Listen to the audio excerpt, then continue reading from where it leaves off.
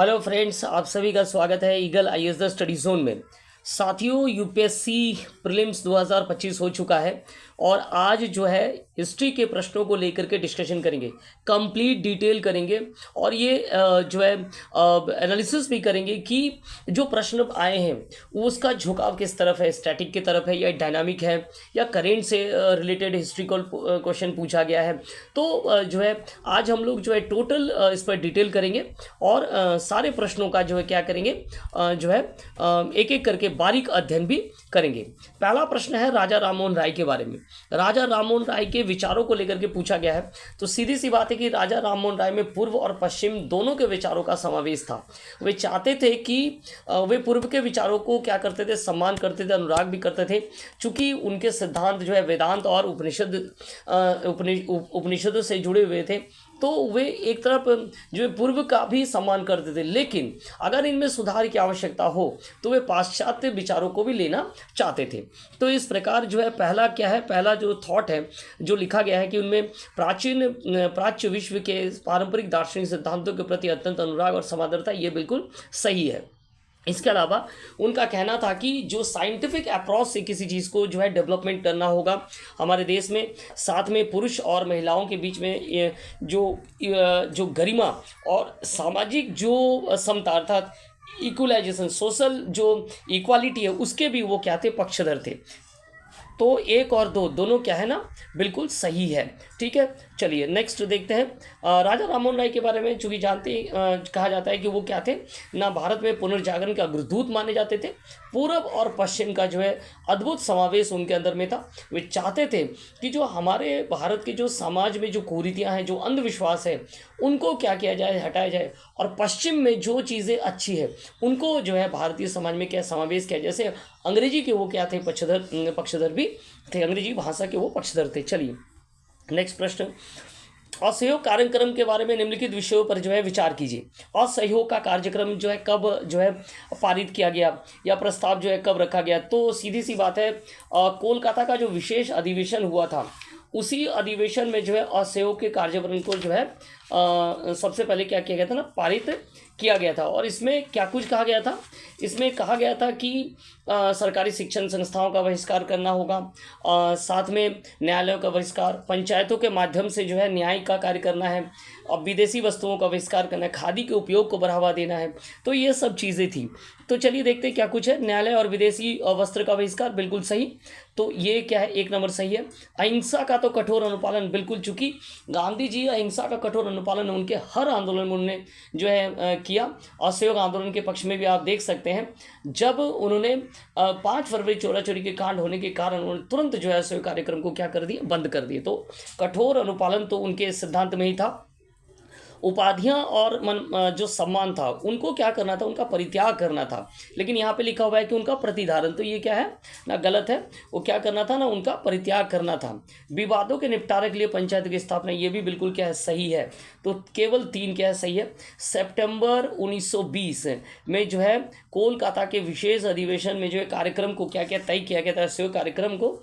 और दिसंबर 1920 के नागपुर जो अधिवेशन था उसमें जो है इसे अनुमोदन किया गया था। कुछ चीज़ें और भी जोड़ी गई थी, जिनमें 15 सदस्यीय कार्यकारिणी समिति का गठन, प्रांतीय कांग्रेस कमेटियों का भी जो है गठन किया गया था। स्वराज जो है कांग्रेस के सिद्धांत में भी परिवर्तन आया था। अब वे स्वराज प्राप्ति को अपना लक्ष्य बनाए थे। तो इस प्रकार जो है असहयोग के जो कार्यक्रम है 1920 सितंबर में बनाया गया और फिर उस दिसंबर 1920 में इसे नागपुर अधिवेशन में अडॉप्ट कर लिया गया। ठीक है, या उसे अनुमोदित कर दिया गया। चलिए नेक्स्ट प्रश्न क्या है, सिंचाई में अरगट्टा। तो अरगट्टा क्या है ना, मध्यकाल में यूज एक बड़ा चक्का जिसमें क्या लगा हुआ था ना, आराव या स्पोक्स के बाहरी छोरों पर मिट्टी के पात्र बंधे थे। ठीक है, चलिए नेक्स्ट, प्राचीन भारत में किस शासक में मत विलास, विचित्र और गुण भरा। तो मत विलास, एक चीज़ याद रखिएगा, मत विलास का जैसे ही नाम लेना है तो एम फॉर मत विलास और एम फॉर महेंद्र वर्मन। ये पूरे हिस्ट्री में जो है आपको मतलब एक अनोखा वर्ड है, मत विलास प्रहसन, और इसी के साथ जुड़ा हुआ महेंद्र वर्मन। तो महेंद्र वर्मन पल्लव शासक थे और इनके द्वारा जो है ये उपाधियां धारण की गई थी। ठीक है, एक महत्वपूर्ण शासक में जो है काउंट होते हैं। पल्लव शासकों की अगर बात की जाए पल्लव शासकों की अगर बात की जाए तो पल्लव शासकों को जो क्रमवार इतिहास जो है सिंह वर्मन से प्राप्त होता है। उसके बाद सिंह विष्णु के बाद जो उत्तराधिकारी बने महेंद्र वर्मन, और फिर महेंद्र वर्मन के बाद कौन बने, नरसिंह वर्मन। तो ये जो है पल्लव शासकों के महत्वपूर्ण शासक थे। नरसिंह वर्मन भी पल्लव शासकों महत्वपूर्ण शासकों में जो है गिने जाते हैं। महेंद्र वर्मन का समय काल था 630 से लेकर के जो है 575 के बाद जो है वो आए थे, 600 के बाद ही वो आए थे, 600 के से लेकर के 630 तक का। ठीक है, चलिए आगे बढ़ते हैं। नेक्स्ट प्रश्न क्या है, चीनी यात्री फाइयान का जो आगमन हुआ था, सीधा प्रश्न है और एकदम स्टैटिक है, चंद्रगुप्त द्वितीय के समय में आया था, है ना। तो ये तो सीधा प्रश्न है, इस पर तो ज़्यादा जोर देने की आवश्यकता नहीं है। तो अब तक जो प्रश्न देखें उसमें ये बात तो क्लियर हो गया, ये सारे प्रश्न क्या है ना स्टैटिक है, और स्टैटिक प्रश्न जो है इस बार ज़्यादा जोर दिया गया है। और अर्थात आपको जो है, अगर आप लोग किताब आपने सही से पढ़ा है तो आपको जो है एनसीईआरटी पढ़ा है या कोई रेफरेंस बुक पढ़ा है तो आपकी जो है ये प्रश्न क्या है बहुत आसानी से सॉल्व हो जाएगा। और कॉन्सेप्चुअल प्रश्न हैं, बहुत कम फैक्ट का इस्तेमाल किया गया है। नेक्स्ट, इसमें से किसने शक्तिशाली समुद्रवर्ती राज्य श्री विजय के विरुद्ध जो है शासन मलय, सुमात्रा, जावा और निकटवर्ती क्षेत्रों पर क्या किया था ना, अभियान का नेतृत्व किया था। तो ये हो गया चोल शासक राजेंद्र प्रथम के काल में। श्री विजय एवं काटाराम, ये काटाराम को लेकर के भी प्रश्न पूछा जाता है और श्री विजय को लेकर के पूछा जाता है। उस समय शासक कौन थे, तो शैलेंद्र शासक विजय तुंग वर्मन, जिसे जो है नौसेना अभियान करके पराजय कर बंदी बना लिया गया था। और चूंकि शैलेंद्र शासक के अंतर्गत ही सुमात्रा, जावा, मलय थे, तो उसका भी जो है क्या हो गए थे ना, उस पर भी सफल अभियान किया गया था और उसे जीत लिया गया था। तो राजेंद्र चोल जो है एक महत्वपूर्ण राजेंद्र प्रथम जो एक महत्वपूर्ण शासक थे चोल, जिनका साउथ ईस्ट एशिया पर जो अभियान है वो काफ़ी चर्चा में रहा है। साथ में चोलों का जो सबसे इम्पोर्टेंट फैक्ट है वो जो कॉन्सेप्ट है वो है स्थानीय प्रशासन, लोकल एडमिनिस्ट्रेशन, और साउथ ईस्ट एशिया में जो अभियान है, इन दोनों को अगर हम कर लेते हैं तो चोलों का जो महत्वपूर्ण पॉइंट क्लियर था। और वही प्रश्न देखिए क्या है ना पूछा गया है कहाँ पर, यूपीएससी के द्वारा, जो कॉन्सेप्चुअल है और जो कि काफ़ी इंपॉर्टेंट है। उन पार्ट्स को क्या क्या उठाया गया, असहयोग कार्यक्रम को भी देखिए, सारी चीज़ें जो है कॉन्सेप्ट के तौर पर पूछा गया है कि कौन कौन से कार्यक्रम को जो है अपनाया गया था। ठीक है, चलिए आगे बढ़ते हैं। नेक्स्ट क्या है, नेक्स्ट है महाजनपद और कौन से रिवर के किनारे हैं, ये भी प्रश्न क्या है कॉन्सेप्चुअल है। अस्मक जो है गोदावरी नदी के किनारे, बिल्कुल सही है। कंबोज हाटक जो जिसका क्षेत्र था जो है अफगानिस्तान का क्षेत्र में था, वो बिपाशा नदी के किनारे अर्थात व्यास नदी के किनारे नहीं था। चलिए अवंती महानदी के किनारे, तो बिल्कुल गलत। अवंती जो है बेत्रवती 2 भागों में डिवाइड करती थी। कौशल की 2 राजधानी थी जिनमें से सरयू नदी भी बहती थी, तो ये भी सही है। तो केवल 2, ठीक है। तो इसका उत्तर क्या होगा, इसका उत्तर हो गया 2, इसका उत्तर हो गया केवल 2 सही है। चलिए नेक्स्ट देखेंगे क्या कुछ प्रश्न है। नेक्स्ट प्रश्न है कि प्रथम गंधर्व महाविद्यालय, चलिए तो ये प्रश्न क्या हो गया, फैक्ट वाला प्रश्न हो गया। तो इसका उत्तर होगा लाहौर में जो है विष्णु देवंगर पुरस्कार द्वारा स्थापित किया गया था जो है प्रथम गंधर्व जो है महाविद्यालय। नेक्स्ट प्रश्न फिर से एक कॉन्सेप्ट प्रश्न, ये प्रश्न किसको लेकर के है, तो अशोक को लेकर के है, प्रादेशिक, रज्जुक और युक्तक के बारे में। ये तीनों क्या थे ना, ये तीनों जो है जिले स्तर पर था, डिस्ट्रिक्ट वाइज थे। चलिए इस तीनों के कार्यों की अगर बात करें, युक्तक का कार्य क्या था, तो रेवेन्यू कलेक्शन करना था। उसके बाद राजुक का कार्य क्या था, तो पहले तो रेवेन्यू कलेक्शन करते थे, बाद में इनके अंदर में जुडिशरी भी आ गया था, एक तो प्रकार से डीएम के कार्यों की तरह हो गया। और जो लास्ट वाला है प्रादेशिक, जिसे अर्थशास्त्र में प्रतिष्ठा भी कहा जा रहा है, ये विभागों के अध्यक्ष को कार्यों को देखते थे, एक तरह से सब डिविजनल कमिश्नर के तौर पर हम लोग इसे कह सकते हैं। ठीक है, तो इनका काम था। अशोक ने अपने तीसरे अभिलेख में कहा इन तीनों को क्या करते हैं, पंचवर्षीय जो दौरा में जाना पड़ता था, प्रशासन के साथ साथ धर्म का भी इनको कार्य करना पड़ता था। ठीक है, तो ये जो है ये भी एक कॉन्सेप्चुअल, चूँकि ये प्रश्न कॉमन प्रश्न है कि धर्म प्रचार के लिए प्रादेशिक, युक्तक और रज्जुक की नियुक्ति की गई थी, धर्म महामात्रों की नियुक्ति की गई थी। तो ये सारे क्या, ये बहुत इंपॉर्टेंट जो कॉन्सेप्ट है जो कि अशोक से जुड़ा हुआ है। इसके बाद अशोक की जो शिलालेख है जिसमें केरल पुत्र सत्यपुत्र का जो वर्णन दिया है, यहाँ से प्रश्न पूछा जा सकता है। तो ये कुछ जो इम्पॉर्टेंट कॉन्सेप्चुअल जो भाग है प्रत्येक चैप्टर्स में उनको देखना है। तो क्या होगा कि आपका जो है जिस प्रकार आप देख रहे हैं कि जो ट्रेंड है पीटी का कि वो जो इम्पोर्टेंट सेक्शन है वहाँ से प्रश्न निकाला गया है, वहीं से प्रश्नों को निकाला गया है ना। ऐसा नहीं है कि टोटली डिफ़िकल्ट कर दिया गया, लेकिन कॉन्सेप्ट है, अगर आपका पकड़ है तो आप इस प्रश्न को उत्तर दे सकते हैं। चलिए फिर से असहयोग कार्यक्रम को लेकर के कांग्रेस ने घोषणा की सभी वैध और शांतिपूर्ण तरीके से स्वराज, चूंकि नागपुर अधिवेशन में तो यही हुआ था, नागपुर अधिवेशन में स्वशासन को हटा करके क्या लाया गया ना, स्वराज प्राप्ति को लक्ष्य बनाया गया था।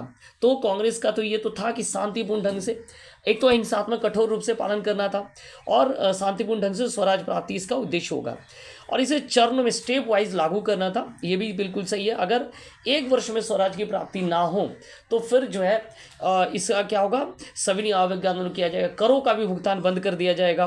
तो ये अगले चरण के लिए किया गया था। तो ये दोनों क्या है, बिल्कुल सही है। ठीक है, चलिए तो ये दोनों हो गया, सही है। अब नेक्स्ट देखते हैं कौन सा प्रश्न है। नेक्स्ट प्रश्न अब देखना होगा कि कहाँ पर जो है नेक्स्ट प्रश्न देखिए, सेट ए का जो है नेक्स्ट प्रश्न है 11 से, एक तो मिला हमें 16 तक, 75 76 में फिर आपको मिलेगा। तो 75 76 में हम लोग चले जाएंगे और देखेंगे कि क्या है, प्रश्नों की प्रकृति क्या है। अब तक तो इतना क्लियर हो चुका है कि किस प्रकार का प्रश्न। फिर से गांधी जी से प्रश्न, देखिए गांधी जी से कितना प्रश्न, उनके आंदोलन को लेकर के, असहयोग आंदोलन को लेकर के 2 प्रश्न पूछे गए।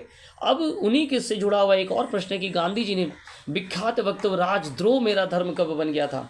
तो ये दांडी है ना, 12 मार्च से लेकर के 6 अप्रैल को दांडी पहुंचे, अपने 78 अनुयायियों के साथ दांडी पहुंचे और नमक को क्या बनाया गया, आधार बनाया गया सविनय अवज्ञा प्रारंभ करने के लिए। नमक हर घर में खाया जाता था, मतलब जो है गांधी जी के अनुसार जो है नमक के बिना जीवन को क्या है ना, एक प्रकार से अधूरा ही, या भोजन को आज भी अगर नमक ना हो तो क्या होगा, अधूरा माना जाएगा। उसी महत्वपूर्ण अर्थात तुच्छ होते हुए में महत्वपूर्ण कह सकते हैं, उसी नमक को लेकर के उन्होंने आंदोलन किया और नमक कानून को तोड़ा 6 अप्रैल में। और साथ में उन्होंने ये भी कहा कि जो है अब क्या है ना, मेरा राजद्रोह मेरा धर्म बन चुका है, क्योंकि ये जो ब्रिटिश शासन प्रणाली है वो उनके अनुसार जो है नैतिक, भौतिक और सांस्कृतिक आध्यात्मिक विनाश के कगार तक जो है भारत को पहुंचा दिया था। और वे चाहते थे कि इसे क्या जो है इस प्रणाली को हटाया जाए। और उन्होंने तब ये कहा था कि राजद्रोह मेरा धर्म बन चुका है और हमारा संघर्ष एक अहिंसक युद्ध है। ठीक है, तो ये घोषणा 6 अप्रैल को क्या कहता, दांडी यात्रा से ये जुड़ा हुआ है। ठीक है, चलिए मोहनजोदड़ो से प्राप्त नाचती हुई लड़की, डांसिंग गर्ल, ये तो सीधी बात है, कांस्य के बने हुए हैं। चलिए नेक्स्ट देखते हैं और क्या प्रश्न है। फिर से चौरा चोरी घटना, देखिए चौरा चोरी घटना को लेकर के प्रश्न पूछा गया है, लेकिन ये प्रश्न थोड़ा सा क्या है ना, फैक्ट से होते हुए क्या टफ है, चूँकि इसका जो डिटेल है कहीं नहीं मिलेगा, ये ऑनलाइन भी आपको मिलेगा। तो चौरा चोरी घटना के फलस्वरूप बंदी बनाए गए लोगों को विधिक लीगल डिफेंस जो है प्रदान किया गया था, किसके द्वारा, तो मदन मोहन मालवीय और कृष्णकांत जी के द्वारा ये विधिक डिफेंस दिया गया था। ठीक है, चलिए तो असहयोग आंदोलन से 3 प्रश्न पूछा गया। एक प्रश्न का जो प्रकृति है अर्थात 73 चौरा चोरी को लेकर के, यहाँ फैक्ट ना पूछ करके थोड़ा यहाँ कॉन्सेप्ट ना पूछ करके थोड़ा फैक्ट पूछ दिया गया। बाकी असहयोग आंदोलन के शेष 2 प्रश्न पूर्ण रूप से कॉन्सेप्ट के हैं, ये थोड़ा सा क्या है फैक्ट है। और ये इस प्रश्नों को हम लोग जो है चूँकि इसका डिटेल नहीं है पुस्तकों पर, तो इसे हम लोग क्या कह सकते हैं, टफी कह सकते हैं।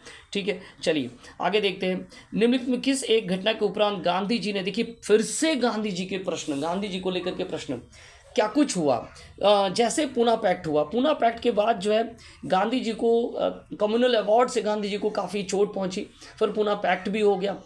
वे पूना पैक्ट को तो वे स्वीकार कर लिया उन्होंने, लेकिन अब वे सोच लिए कि वे क्या करेंगे, हरिजनों को उत्थान के लिए वो कार्यक्रम जो है उन्होंने प्रारंभ कर दिया। तो जो अस्पृश्यता का सतत विरोध करते रहे और सभी क्षेत्रों में उन्मूलन के लिए अपील करते रहे, तो इसका उत्तर होगा पूना समझौता के बाद। कौन कौन सी चीज़ें जो है गांधी जी के द्वारा अपनाई गई थी। पूना पैक्ट का हुआ 24 सितंबर जो है 1932 को हुआ। ठीक है, इसके बाद गांधी जी ने पूर्ण रूप से अस्पृश्यता निवारण अभियान में वो जो है क्या हो गए ना, जुट गए। अपना अभियान उन्हें इरावदा जेल से ही प्रारंभ कर दिया था। सितंबर 1932 में ही जो है उन्होंने क्या किया था ना, अखिल भारतीय अस्पृश्यता विरोधी लीग का गठन किया। 1933 में उन्होंने हरिजन पत्रिका का प्रकाशन भी किया। साथ में 1933 से जो है वे वर्धा से जो है गांधी जी ने हरिजन यात्रा प्रारंभ किया और नवंबर 1933 से लेकर के जुलाई 1934 तक जो है लगभग 20,000 किलोमीटर उन्होंने तय किया और इस दौरान हरिजन सेवक संघ के लिए फंड भी एकत्रित किया। तो उनका जो संपूर्ण ध्यान था पूना पैक्ट के बाद जो है वो क्या है ना, हरिजनों के उत्थान को लेकर के उन्होंने कार्य करना प्रारंभ कर दिया था। तो इसका उत्तर क्या होगा? इसका उत्तर होगा पूना समझौता। तो आप देख पा रहे हैं गांधी जी के लिए जहाँ जहाँ कॉन्सेप्चुअल प्रश्न हैं, ये प्रश्न जो है ये बहुत ज़्यादा टफ नहीं है, चूँकि जैसे आप पूना समझौता पढ़ेंगे उसके बाद जो गांधी जी का जो रिएक्शन था वो रिएक्शन इस प्रकार से उभरा था। तो इसे तो हर कोई जो है कर दिए होंगे। चलिए निम्नलिखित प्रश्नों पर विचार कीजिए। पपीता, अनारस, अमरूद, तो इसमें से कौन सही है? तो इसका उत्तर क्या है? इसका उत्तर है कि तीनों सही है, जो कि पुर्तगालियों के द्वारा सभी तीन जो है सही लाया गया था। ठीक है, तो ये जो है ये कुछ प्रश्न था जो कि हिस्ट्री से जुड़े हुए थे और लगभग सारे प्रश्न जो है हो चुका है, सारे प्रश्नों का डिटेल भी कर दिया गया है। आई होप कि आपको जो है हमारा ये डिटेल कैसा लगा हमें ज़रूर बताएं। और अंततः लास्ट में ये कह सकते हैं कि इस बार जो यूपीएससी प्रीलिम्स का प्रश्न पत्र है उसमें हिस्ट्री को मॉडरेट रखा गया है। मॉडरेट ही हम कह सकते हैं, चूँकि लोअर तो नहीं कह सकते, मॉडरेट ही है। हाँ, बट कॉन्सेप्ट अगर आपने किताब चाहे वो रेफरेंस बुक हो, असहयोग आंदोलन को तो ये सारे प्रश्न जैसे आप पढ़ेंगे तो नागपुर कोलकाता अधिवेशन और नागपुर अधिवेशन ये दोनों पॉइंट है, यहीं से शुरुआत हो रही है, तो इनको तो पढ़ना होता है। और उसमें जो असहयोग कार्यक्रम है और असहयोग कार्यक्रम में सभी चीज़ों का बहिष्कार कार्यक्रम है ना। गांधी जी का लगातार सारे कार्यक्रम में ही उनका एक ही थॉट था कि बहिष्कार करना है। तो ये चीज़ें थी, उसमें से एक जो है कथन को अलग कर दिया गया और उसको लेकर के पूछ दिया गया था। ठीक है, तो इस प्रकार की चीज़ें पूछी गई। चोरी चोरा को लेकर के एक प्रश्न था जो थोड़ा सा टफ था, चूँकि उनका डिटेल नहीं है, वो आपको ऑनलाइन पे मिलेगा। बाकी सारे प्रश्न क्या हैं इतिहास के, ठीक है, स्टैटिक जीके से हैं। हिस्ट्री के प्रश्नों के लिए, हिस्ट्री के क्लासेस के लिए हमारे साथ जुड़े रहिए और हमारे साथ जुड़ने के लिए आप सभी का बहुत बहुत धन्यवाद।